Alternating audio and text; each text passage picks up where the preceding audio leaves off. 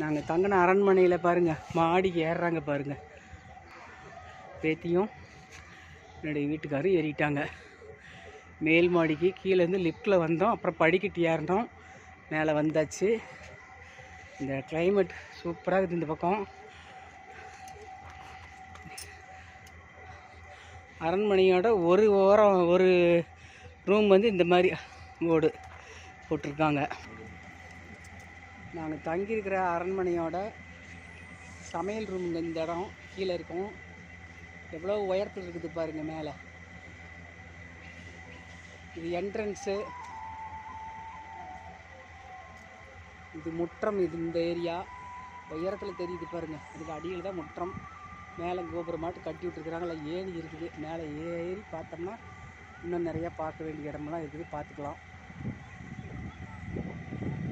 சுத்தமாக 2 ஏக்கரா இருக்குன்னு நினைக்கிறேன்.